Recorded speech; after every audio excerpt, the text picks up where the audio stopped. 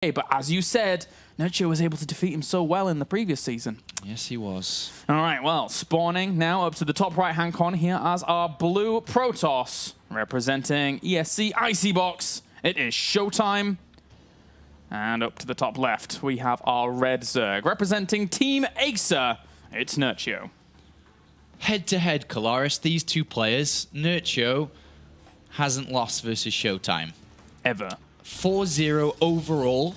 And that's quite impressive in best of threes and best of fives. These players have met multiple occasions online, and of course the more recent one, which was in Season 3. And I remember the games exactly how they went down.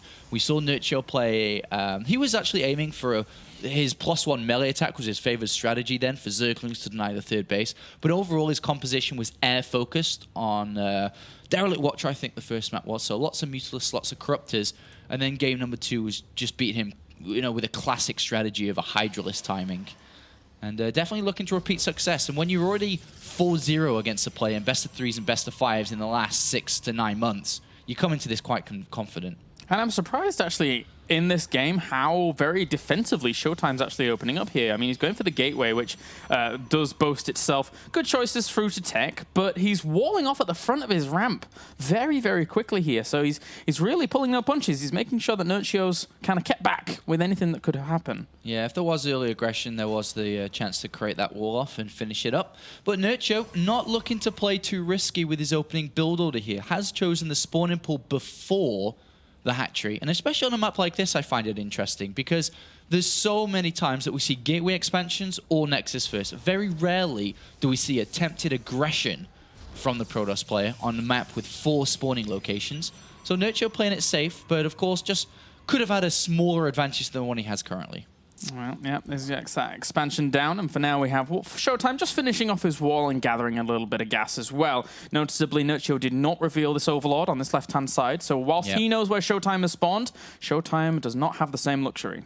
And he knows with the pylon, Nerchio did spot the pylon on the ramp there. He knows that this is a gateway play, not a forge play, without seeing it. So he actually, I mean, if he would have revealed the Overlord, he probably would have taken his extractor a little bit earlier, potentially. Because obviously now Showtime knows where he is. But in this regard, Nerchio is able to not do that and continue droning up, increasing his economy for a little bit longer.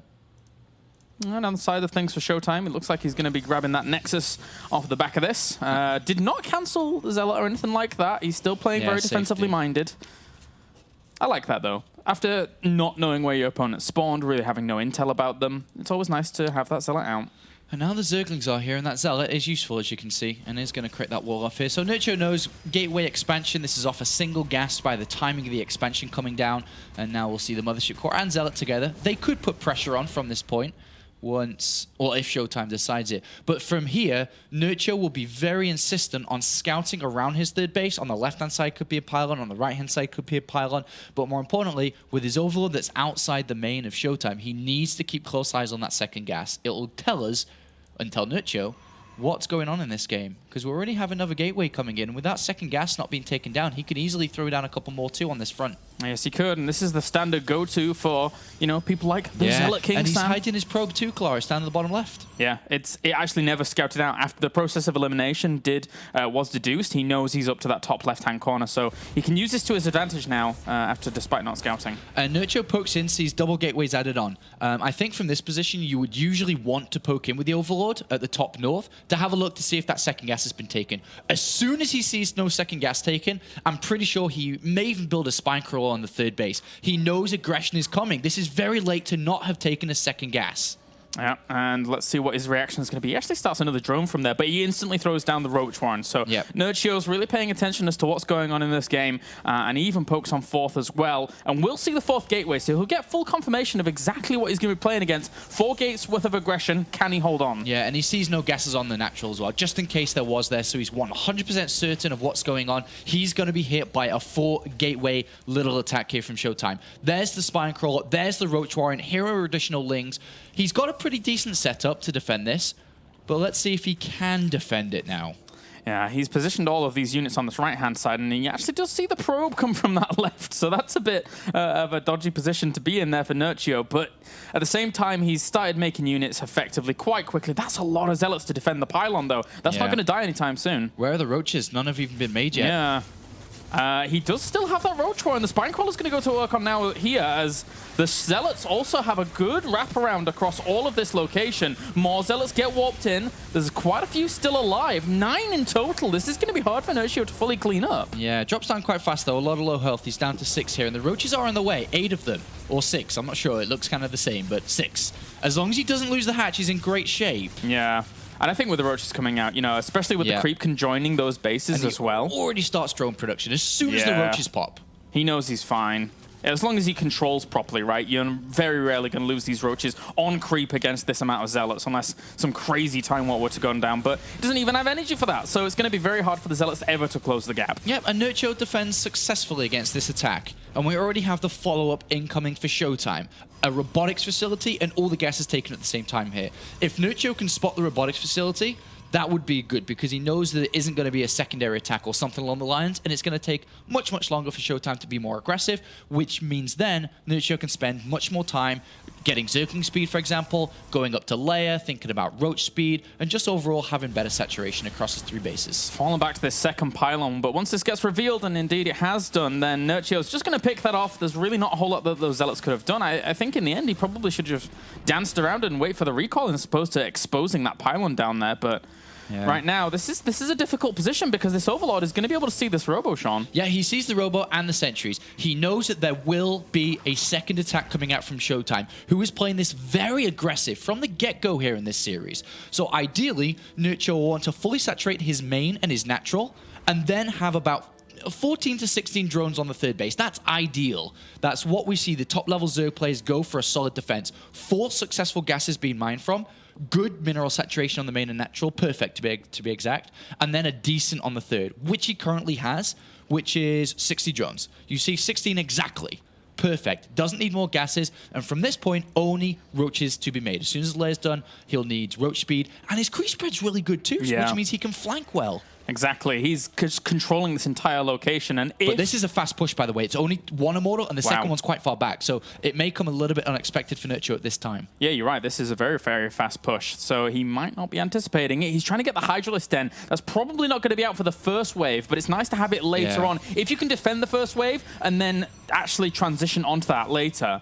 But as you said, man, the creep spread, it's not going to be cleaned up either because, you know, he doesn't have an Overlord observer. He would not have time to be able to get that out. Yeah, and he's got Zergling speed and roach speed on the way here. He's going to poke forward. This is to bait out some abilities like that. In trade-off for that many roaches, not the best, but he is coming to kill some Zealots to kind of equalize that. But that's a good start there from Showtime. Certainly is. He's making an observer as well so he can start clearing this up. He realizes that this creep is a problem, so absolutely has to. That's eating up a little bit of the robo time here, as the Zerglings and Roaches just going to run on forwards there for a second. They have to be so careful in these small choke points. Yeah, and there's a lot of queens with this, by the way. They're not lava injecting all over the place. He has to send them back manually. But Hydralisks are coming in now, and they're going to deal out a lot of damage here. Yeah, 5 just popped. There's another 6 on the way. Great having 11. spread by Nerchio. Very nice, but he's lost a few of these units up to the top left in those force fields that are closing them down on the ramp. And there's a lot of Zealots. Noticeably, a lot of this army for Showtime is all melee, apart from the sentries that are the ranged units, but they're not really dishing out that much damage. Once those Zealots get taken away, there's really not a whole lot to tank for this army, and it just gets absolutely ripped apart. Perfect game reading, perfect responses, perfect game from Nerchio. It looks like he's going to crush through this. Yeah, there's very few Zealots left to tank anything, and then when they're gone, the only big firepower we're seeing are those 2 Immortals. They're going to get closed down, and even the Warp Prism actually dies off with a load of sentries in it. Showtime has been shut down. He has been shut down, and Nerchio just shows his dominance here as the favorite to try to advance through with Jakchi, and he just crushes that attack. And the only thing left for Showtime is try it again. Yeah. He's trying to go up to the robotics bay, and there's an off chance that works, but if he tries to expand, if he tries to tech up, it's going to give Nerchio way too much time. He's already thrown down double evolution chamber and Aspire, and has the option to harass the front wall with the leftover units from the defense. A great start here for the Polish player. Yep, and those Hydralisks, they're not really going to give those sentries any room at all to really deny this. He's just going to go straight on up to this. Technically, force fields, you know, could get him a few units here, 1 or 2, but you can't combat this. You just can't with the army of Showtime. No, definitely not here. This is... I mean, he may just die before he even tries to get to his follow-up. Yeah, this is a little bit brutal here, unfortunately, for Showtime, who, through all of his aggression with his 4-gate play and his immortal push to follow on, Nerchio was very, very sturdy behind that and difficult for him to make it work. And all of that, in turn, was read off not seeing a single gas up in his main. Yep, it's just Nerchio had the right units to spot at the right time and knew exactly what was coming at all points in this game. And there's no way you can break a solid Zerg player if he spots it in time. Very, very impressive game by Nerchio for game number 1. GG for him. That here. All right, well, now spawning up to the northern position here. Currently 1 game down, representing ESC Icy Box. It is Showtime. And down to the south, we have our red Zerg representing Team Acer. It is Nerchio.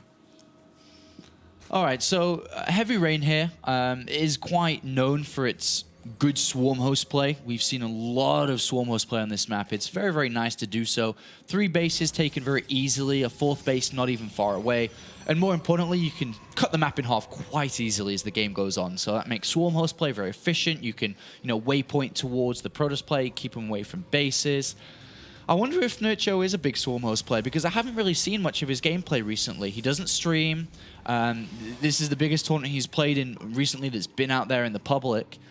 I wonder if he is a player like that. He always favored his air, though. He was always a big Spire and Mutalist Corruptor player. Yeah, you're entirely right with that. He loved the pressure that you could put on with that. He loved the mobility. He was very, very, I would say, Scarlet-like in the mind with that when it came to just exploiting the mobility that they did give him. So I wouldn't be surprised if we saw that come out in a longer game. But at the same time, Showtime's, whenever I see him playing in EPS and stuff like that, he's pretty good about scouting out things like that. So it could be a bit harder for Nerchio to make something like that work. Yeah, and Nerchio's gone for the spawning pool again here rather than trying to go for hatchery. He's like cutting out the build order advantages and disadvantages, that kind of mind game you can play with your opponent. And I think that's a really clear sign of just confidence. He doesn't need to try to find an edge. He doesn't need to go with hatchery first or 3 hatcheries, because that would, in turn, risk his game if we were to see something super crazy come out from Showtime. And Nerchio feeling confident, I'd imagine, to win this game, considering over the last couple of months he is 4-0 in team leagues, online leagues against Showtime. Why wouldn't you be confident with that kind of record? We now have Nerchio claiming his further away base here as his first one, because he can't be bothered really battling this probe down on this right-hand location. So that's quite interesting there from Nerchio. Meanwhile, I like my pylons, Sean, and I'm curious about this one from Showtime. I can't help but feel that in my head it's like maybe he wants to claim a 3rd base a little bit quicker on this map, and that pylon will support him nicely, but that could all be speculation at this point. Yeah, definitely. I mean, it could be anything. Yeah. The reason why he's put it there. It's hard to read into at this point. Could also, actually, now that I think about it, be for a location maybe to put some tech down. It's not the most often scouted location. Normally everyone's like, oh, it's right at the back of a mineral line or something like that, so that's where I'm going to send my Overlord. So anyway, regardless, we have the Nexus now on the way that has been spotted by Nerchio. We have now, still up in the top left. No, I won't do any intros. It's fine. We're back in. And the Zerglings could actually get in. This is not something I was expecting here. Although he didn't have any Zealots, so I don't know why I didn't expect it there for a second. Yeah, the Mothership caused enough to push this back at this point, but as you pointed out, the Zealot was skipped for a faster Nexus here, and also a 2nd gas has been taken, so a complete change-up from game number 1 from Showtime, whereas Nerchio is going to be playing the same, but he's definitely going to be scouting a lot more with these Overlords, or not even a lot more, but the same again, to find out the difference, because with the 2nd gas taken, we're looking at tech. Stargate, Robotics Facility, Twilight Council, the more likely is Stargate, but all 3 are definitely possible. Yeah. But on a map that's easy to scout, if your tech gets scouted, it hopefully is going to be the Stargate one. And that's where he's going to be placing it. And that's the reason we have that pylon there. So our second deduction in terms of decision-making was the right one here. Showtime now throws down that Stargate in a less obvious position to scout. That Overlord just poked in and gets right on out without seeing that. Yeah. And now where is this Overlord on the left-hand side going to go? He may not go anywhere because Nerchio didn't seem that keen to find out what the tech was. He just wanted to know if there is tech down. And you can just see that through the scout of the 2nd gas. And so from this point, he can assume that it's Stargate. Or, I mean, he could. He doesn't necessarily he's not necessarily doing that, but he's drawn in completely. He does send in the Overlord again, and actually sending in both. Looking towards the back there is a common place for tech structures to be. though it is at the front, which is, as you said, the reason for that pylon there. Yep. And that's a really nice play there by Showtime. Just he basically hides things in plain sight. That Nerchio is like, you're being tricky, you're going to hide it elsewhere. But actually, this Overlord on the left, if it goes all the way in and diverts a little bit, could try and get that scout off. And Nerchio's been focused very heavily on his drone income, taking his gases quite late, past the 6-minute mark against a gateway expansion, leaving him a little bit vulnerable in the earlier stages, but of course, knowing that the second gas was down, he was free to do so, and therefore in return has 50 workers to 37. 55 workers about to be to 37. The income difference is freaking huge. It really is. He's going to be flying ahead as Nerchio very, very quickly. 700 minerals difference already. And one of the cool things about playing a Zerg in these spots and actually taking this third up to the top right as your third base here is that once you get past the mid stages and deal with your opponent's aggression, etc., after you get all these bases connected with creep, the fourth base really isn't that hard to claim. Right next to all the creep that you've been spreading and very well defended once you've got all your units up and running against an opponent who's, if he's trying to transition towards a third, is just playing very defensively earlier on. Yeah. And just looking at Showtime's build, actually, he's thrown down a robotics facility quite fast here, before any additional gateways. Oh, no, excuse me, he's on 3 gateways. Excuse me, I don't know why I said that. But with the robotics facility and Forge coming in now, we should be looking at a +1 attack, and also looking towards the robotics base soon to switch over to Colossus. Seems like what we hope to see is coming true here. A standard game from Showtime. Very nice. He's adding on even more Phoenix, going up to 4. Will he go past? He's going to 5 already. So I'm liking this so far. I do like heightened numbers of Phoenix, just to not only put on the aggression, but keep you stable later on as well. And he's finding little bits of damage to do. He's already killed a few workers, going to get an Overlord as well. Nice. A few Overlords, in fact. Yeah, he's got quite a lot so far. One of the follow-ups from this can be, I think Reigns used it a lot, which is a Zealot follow-up towards the third base. And Nerchio has built quite a few links, just in case that was the strategy of choice here. And he's even sending them out to see if, first of all, am I getting attacked by Zealots? And second of all, to squat the third base. But he's gone over to the Spire fast off all his gases. I thought we may be seeing a Hydralisk Den come out for a standard Hydralisk push. But no, the Spire and Hydralisk Den has been thrown down. I wonder which one he's going to use here. He can use any of them. This is a Nerchio go-to. I mean, for the longest time we've seen him throw down both. The Spire's been spotted, but the Hydralisk Den wasn't. So we may see a more preparation for focused on air, and actually see the Hydralisk Den used. Yeah, we certainly could do. You're right. Nerchio always loves to go for mind games with those two buildings that get thrown down at almost the same time. And the Hydralisk Den's now finished. Yeah. So he does have options to go for extra. He's going to go for the Infestation. Yeah, I think he's going to focus on Hydralisk here. But by the looks of it, maybe trying to get up to the Hive and Vipers for multiple different timings here. First of all, he can hit very strong with his first set of Hydralisk, and then hit with a stronger attack with Vipers as well. It really felt that poke in there for the Phoenix was almost just to get confirmation that the Spire was going to finish. He did get a drone on the way out, but he did need to know exactly that was finishing up as well. But he's not going to add on any more air units or Phoenixes, should I say, until he actually sees air units or Hydralisk being made here, because it still could be either, and he doesn't want to get fooled and make unnecessary units. But he's already switched over to Void Rays, by the way. And the Robotics Bay has not been used.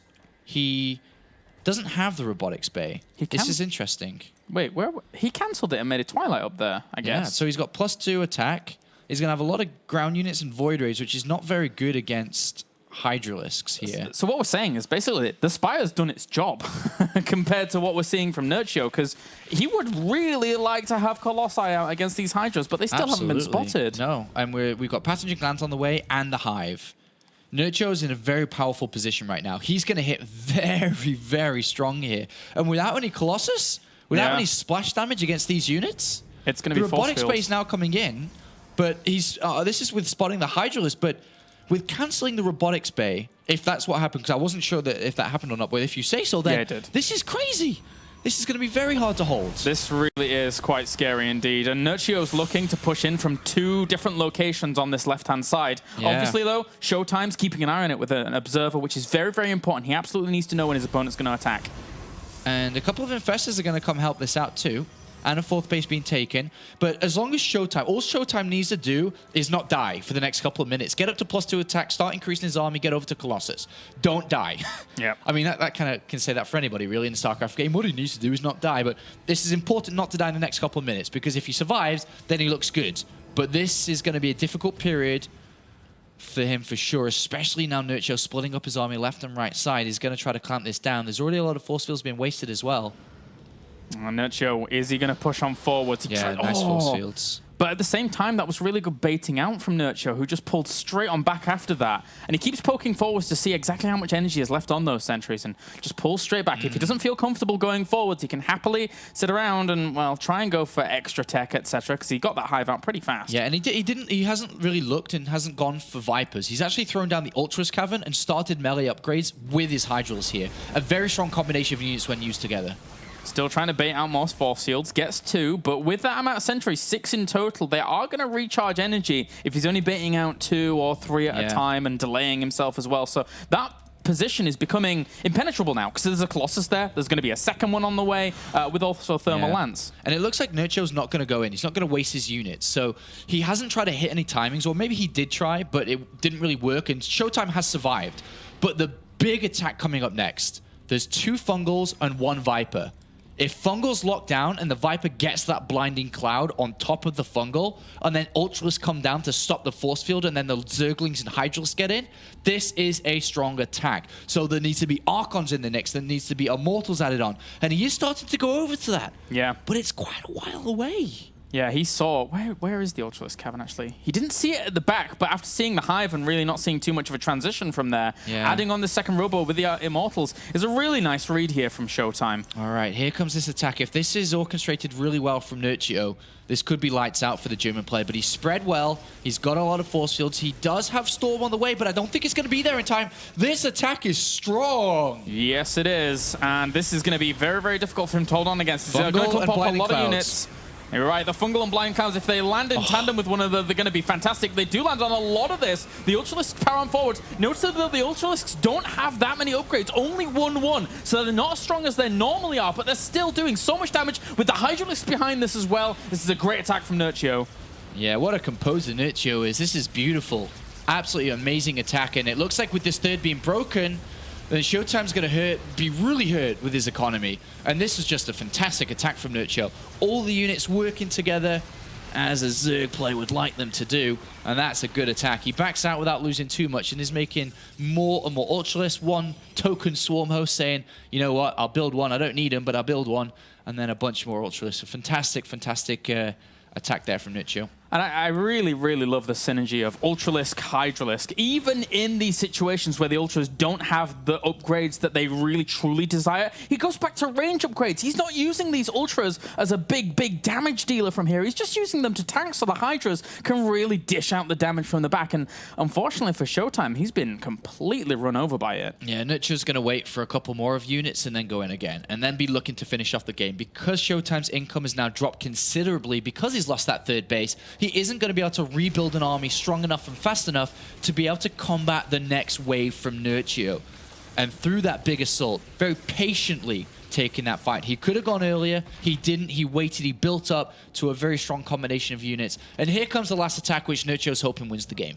That's a lot of Ultras. Unfortunately, they don't have too many Hydralisks behind them, but the 1 Swarm Host, this is almost like a goading tactic here. As he pushes forwards, those Ultralisks are not gonna die. And the 1 Swarm Host burrowed and unburrowed as well. The token Swarm Host. I think he's having fun, man. GG. No.